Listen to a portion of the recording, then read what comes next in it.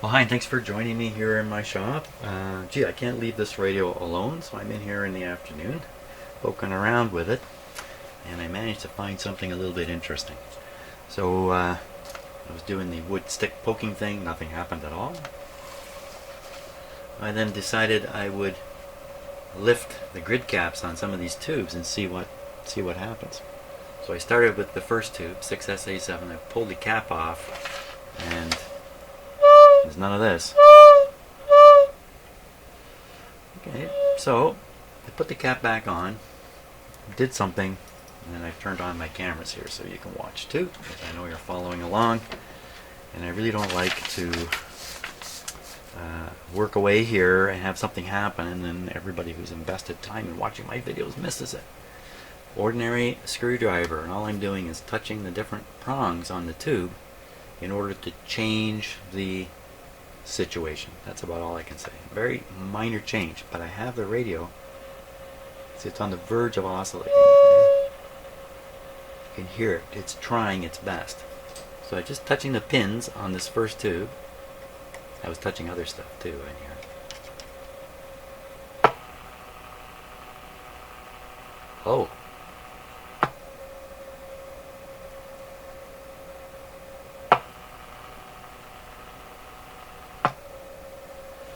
Well, when this is touched, it sounds like an ordinary radio, and you know, it's just a screwdriver. So what am I doing? Adding a wee bit of capacitance to that? That terminal, and let's take a look at the schematic here, see if we can sort it out. That particular terminal is 1, 2, 3. It's terminal 3. Terminal 3 on that tube. It's one of the two plates. So the 6K8 is a busy tube. It's two tubes in one. I think it may have one heater, one cathode. I can't remember now. But it's quite an unusual tube. And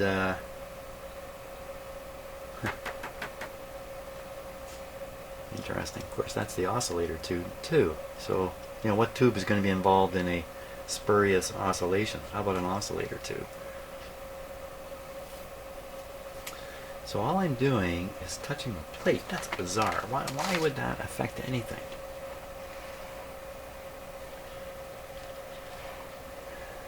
Plate. It's not that I'm pushing it or anything. It's just making contact with this.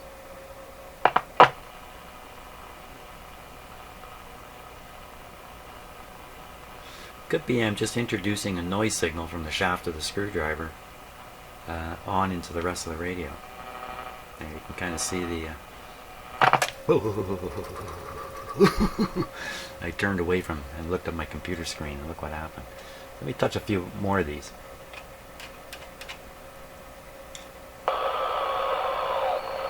That's pretty interesting too.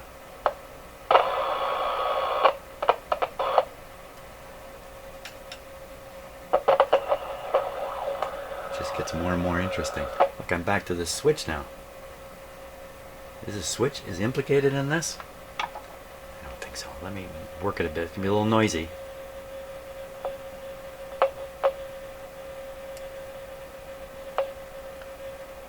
Sounds like a microphonic. No. It really does sound like it though.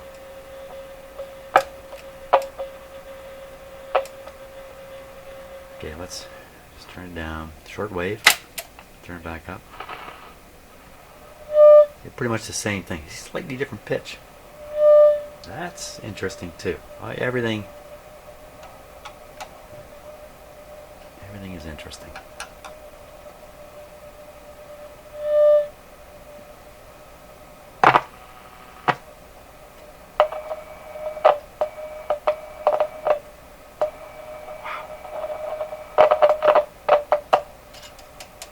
If I bang the insulation, you don't hear it.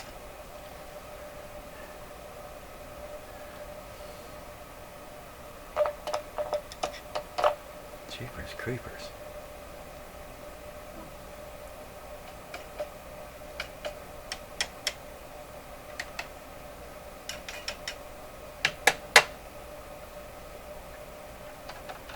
I'm using a metal screwdriver, shame on me. What was that?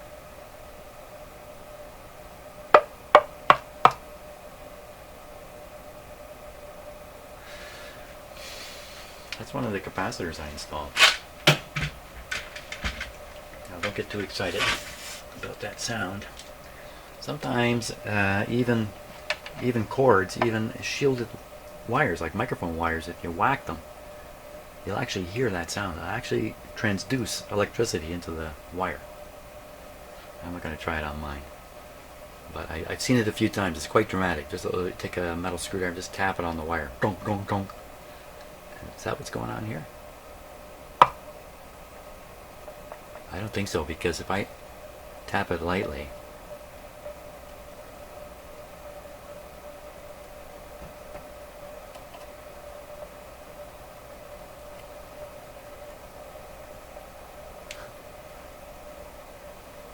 so maybe a cold solder joint?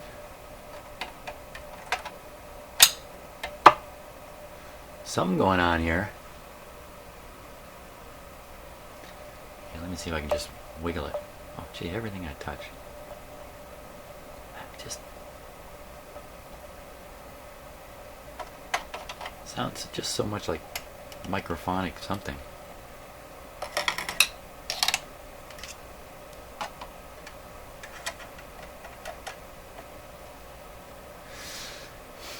Another thing I wanted to try, maybe I'll do it right now, is just kicking in these coils to see if it has the same kind of sound.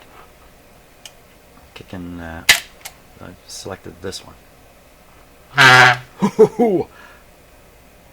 just about popped the speaker there, I think. So there's another oscillation, only now it's way down there. What the heck? Same.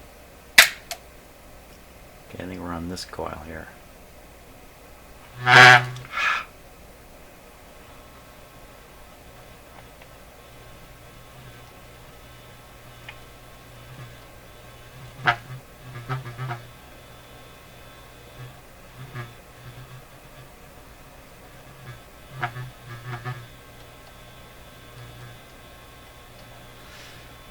Let's go back to regular AM. Bring it up to the sensitivity point.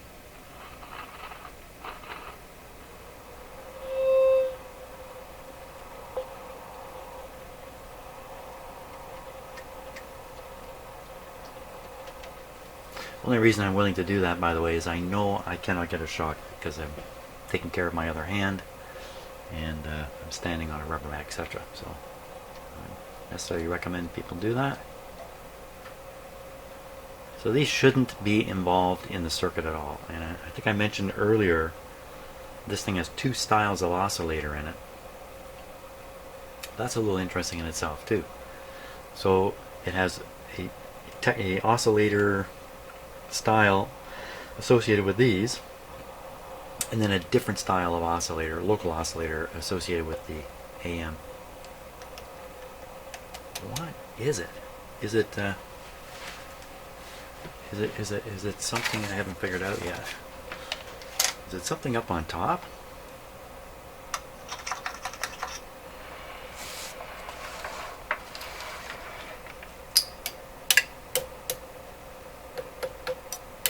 That is microphonic.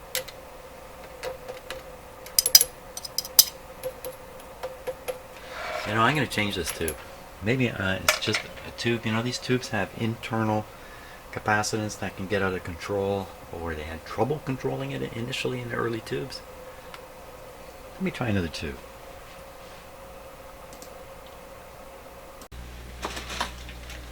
Okay, so I got 3 6K8s already in the bag. All I gotta do is just find one good one. I've already set this up, but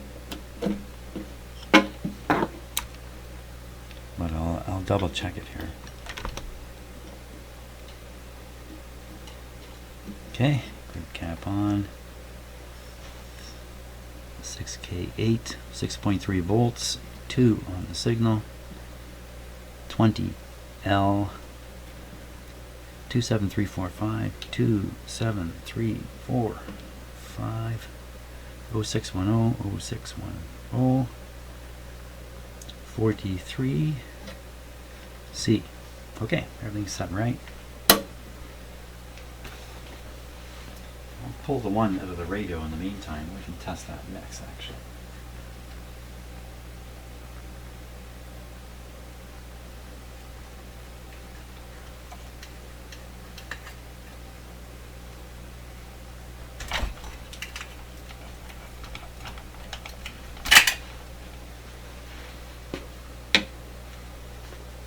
Okay, short tests. Normal. Now this tube should test at 780 on the dial, which is somewhere around there. Up around 900. So, whoops. So I think that would qualify as a good tube.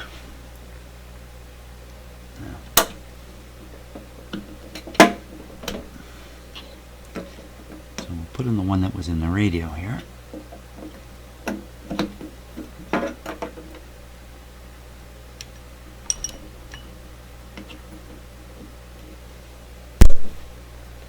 There's a big pop on my headphones. Yes, I'm wearing headphones. I don't normally wear headphones when I'm in here working. So I don't normally hear what exactly is being recorded, in fact. But I'm wearing headphones right now. Very distinct pop there. Okay, we go. Yeah, in fact, people watching my videos, like yourself, are often hearing electrical noises that are actually being transmitted not through the microphone, but being transmitted directly into the wiring and stuff for my microphones and that. So often you're hearing information, you're hearing sounds that provide you information. I'm not hearing any of that. That's an advantage you have over me. Here we go. So that testing very same. But I don't think that, I think I can just leave it on. That doesn't really prove that the tube might be responsible for the oscillation. One of the problems with the early tubes, especially in higher frequency operation, was inter-electrode capacitance. Okay, so I'll be warming up. And so it would be like taking a capacitor around the outside of the tube, maybe between the plate and the grid. And if you did that, well, some of the signal would leak from the plate back to the grid. You'd have a feedback loop. That'd be terrible. Well, that can take place right inside the tube itself. So to defeat that, somebody discovered you can stick another grid in just before the plate, or somewhere in there. So you have the signal grid, and then you have this other grid. And if you charge that up to a voltage close to what the plate is, you can kind of eliminate this capacitance effect. That's my understanding of the situation. So, okay, I think we're all set. Didn't I do this? Kept talking. Ooh, wow. Now, that looks like an interesting difference between those tubes there. One more. Let me concentrate a little harder here. And you can see this flicker a bit, which tells me the heater's drawing current.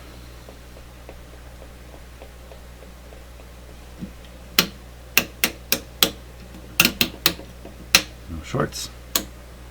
Wow! Even better yet. Okay, did something get bumped? Did something... No?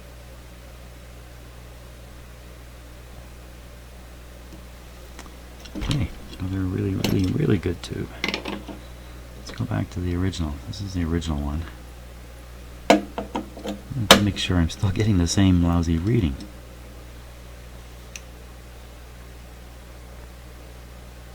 I'm trying to test the test here.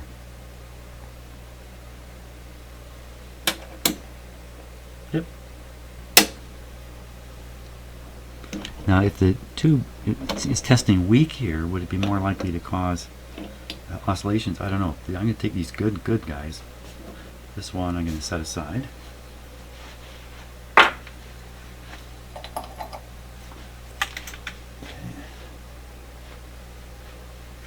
Take one of these two. I'm going to find out what happens.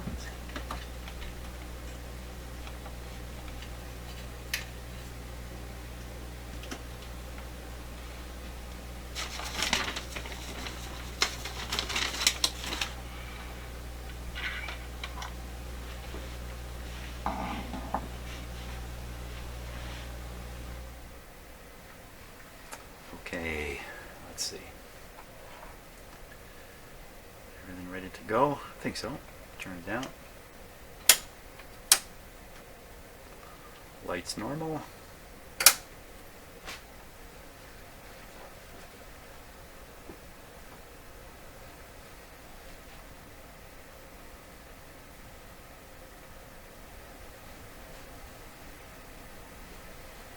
I just turned the microphones up a little bit in case you're wondering. Yeah, here we go.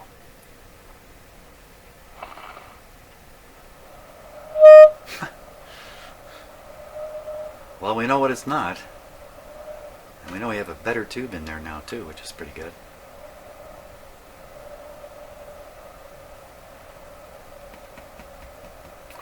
This is going to be one of those that's it's just something really strange. That's what it's going to be. Okay, again, I've got an ever-growing list of what is not the problem. Okay, how about this ridiculous possibility? I got a bunch of stuff hooked up to the speaker voice coil, scope and stuff like that. Could it possibly? I don't think so, but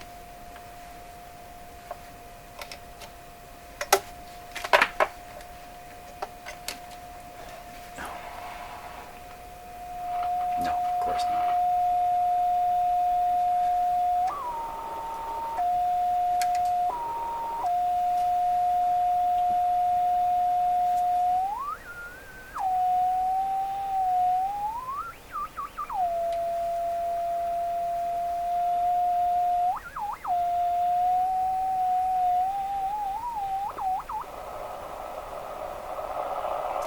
Look at that. So I put my finger there on the radio. Sounds pretty normal, as terrible as that is. That's got to prove the oscillations occurring up in here.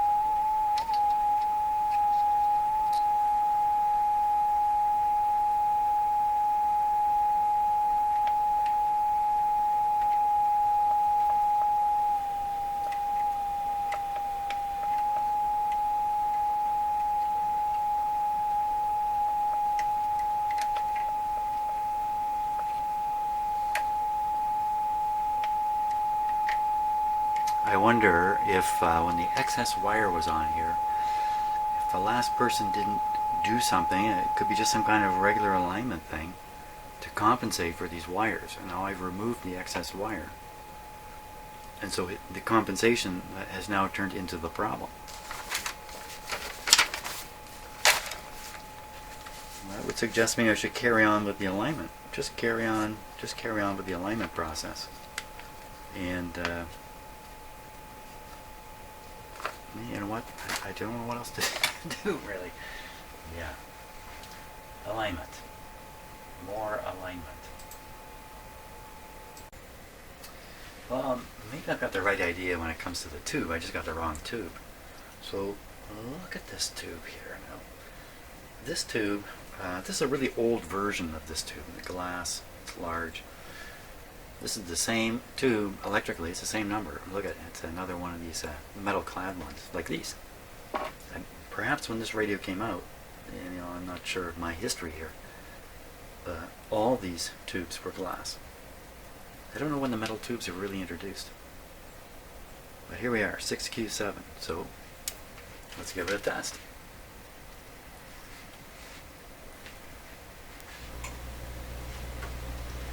So this is all set already for 6Q7. Find out if my spares are good.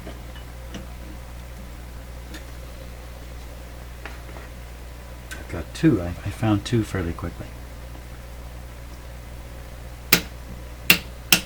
Could have more. This tube, we would expect 780 around that. You can read 50. Maybe you can read the 50 there. Around here. Doesn't look too good for this one.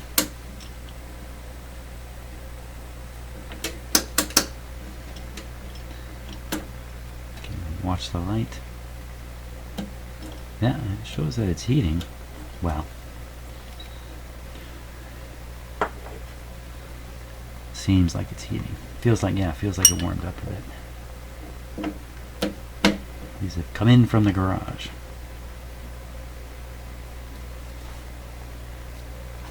You know what, I didn't double check the tube type here. 6Q7.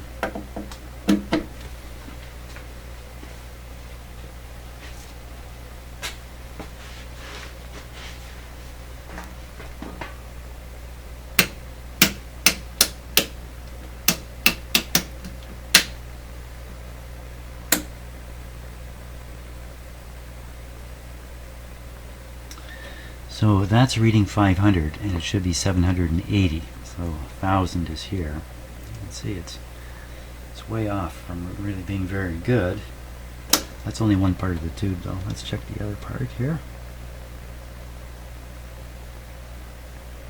The other part is a diode or a rectifier, 2703P. Yeah. 2703P. 0610 45 A P1 and P2, two plates inside there. So I'm going to test each one. Rectifier and diode here. Good rectifier, good how do they call this a diode? Just has to make it past here.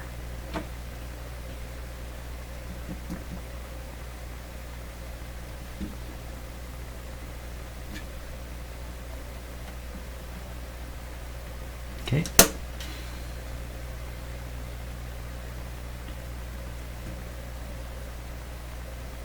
Just start thinking about what I'm going to have for dinner.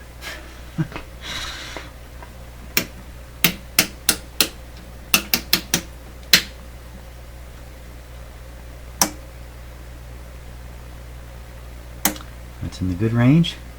P1, P2. That's also in the good range.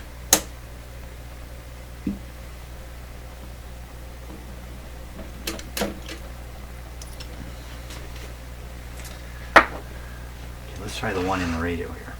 We'll test it again. If there's weird things going on, this tube tester may show the tube to be, you know, perfectly usable, when in fact it's got problems. This guy here.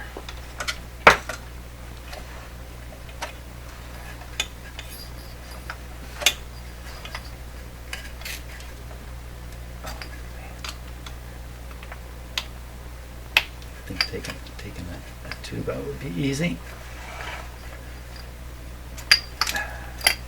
Getting my grid cap off was kind of murderous. Wow, this feels really early tubes. When you feel them, the glass feels very thin and very brittle, and I think that's exactly what it is. So this could easily be one of the original tubes from the radio. Yeah, that's okay. Scaring myself here. Very easily.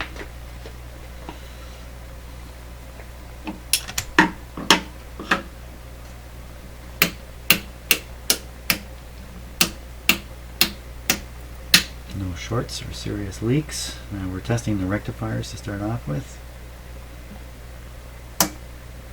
Low. Low. Okay. Now we'll test the other part of the tube. Signal 1, 23L, 27300, 27300. 30 F. Okay, 780 grid cap, we're ready to go.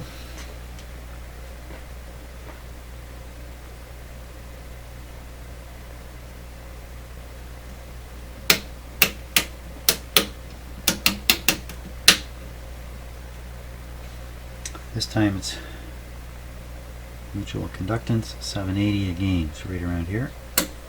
Low, really low, way low, way low. So how does it compare to the other one? Well, it's lower than the other one. Lower on all accounts. Okay. Hope springs eternal. Let's turn off the tube tester and we'll stick. Oh my god, which one of these was a good one? This one. Stick this guy in. I hope this was a good one. Here we go.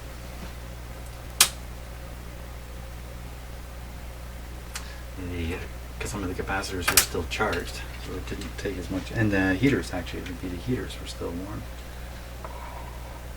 Everything looking normal here. Okay.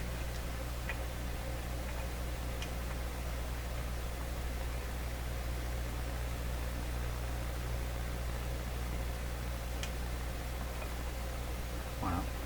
Can you hear that?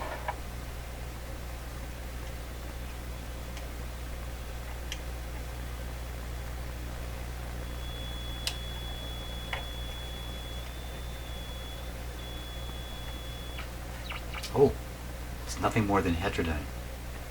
Hey, other than the fact there's no volume. There's no volume because there's no antenna. Get ready. Crack out the champagne.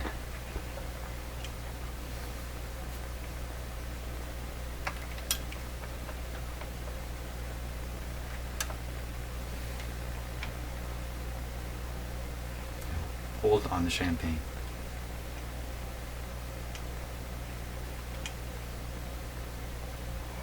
It's really stupidly quiet.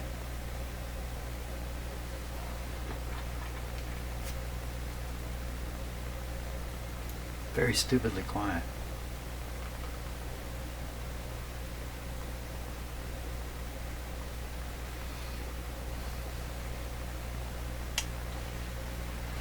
I have to think about whether I want to post this part where I put tubes in that I got mixed up and don't know which one's good. Okay, this is the best tube here, no doubt about it. Radio, you better work.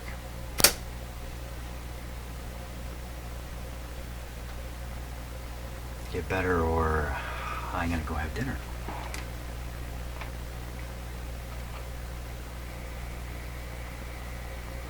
I do hear a little.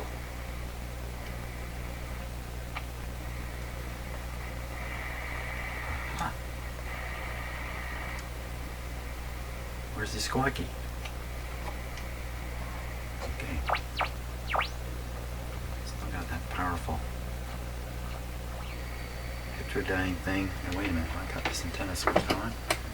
There's a chance this antenna is not switched on here. I'm going to run and switch it on. We'll do.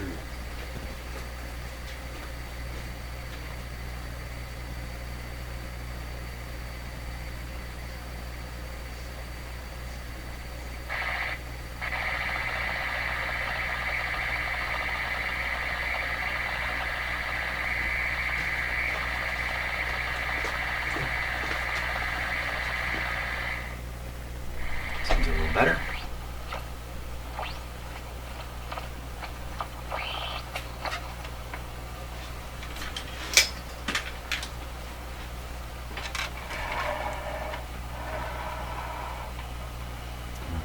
Go down. Still has those heterodyne tones.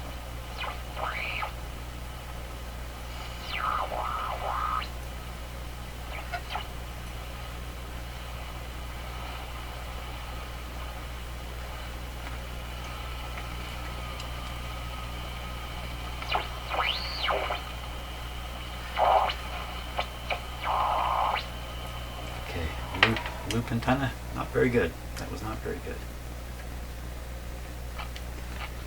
It's not all solved yet.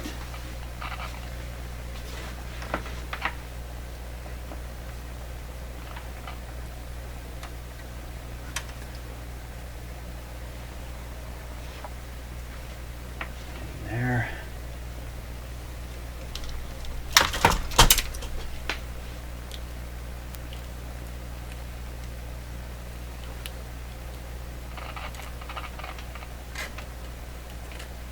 Not sure what all that scratchy was.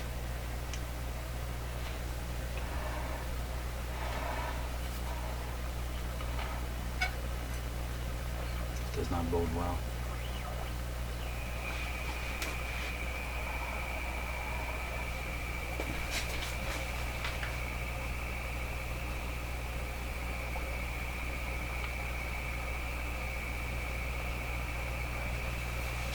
Okay, let's just try tuning the loop antenna there. This is not working well at all.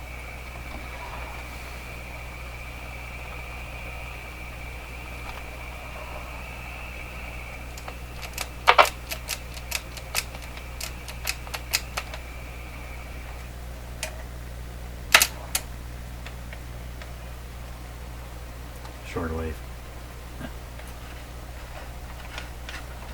Well, we seem to have gotten rid of some of the weird stuff that was going on.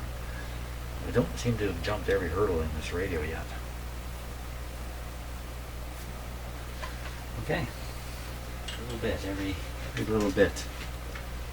Have to go away now and think of the next little bit. Okay, hold on a minute.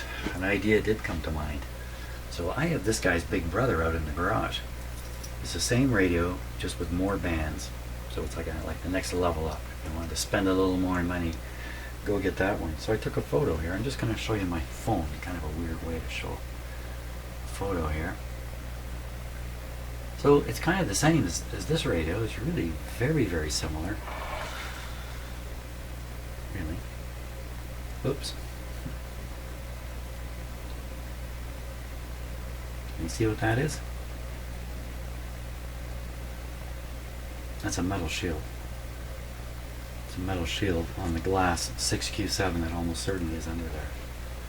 So all that wheeling, squealing, dealing nonsense is probably coming from lack of shielding. You think putting in a metal tube would solve that? Maybe it does solve it. Or maybe there's a little more I need to do. I don't know. But there's a lesson there. Okay. Thanks for watching.